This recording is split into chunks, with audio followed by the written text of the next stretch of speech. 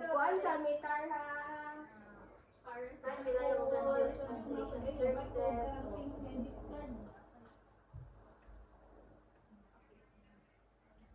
Wow, thank you for sharing your thoughts, partner.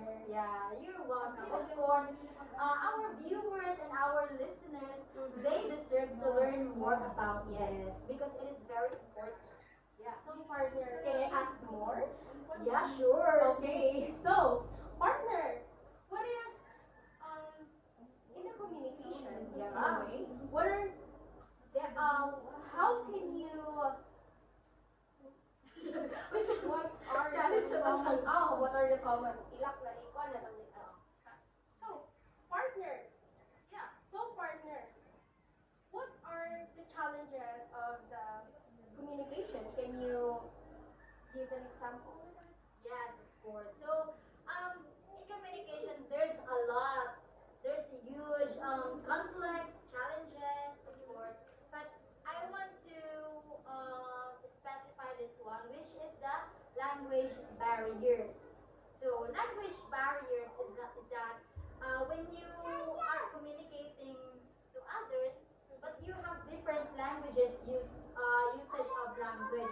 Like for example, I am Filipino, and you are probably Indian or Turkish, something like that. So yeah, We're using um, the common language, which is the English, right? So Yes. we can communicate well. yeah, we can communicate well, but we all know that at some point of the world there is they don't study English language. Therefore, it is still a problem, the language barrier. So yeah, it is very common to all of us. Like for example, Bisaya and Tagalog, there were some common words, but they meant different meanings. So yeah, that's a problem. Oh. So what if that is the case of, or if the problem? So how can you solve the conflict? Yeah, so as what you said earlier, is that the English one, the universal language, guys, right?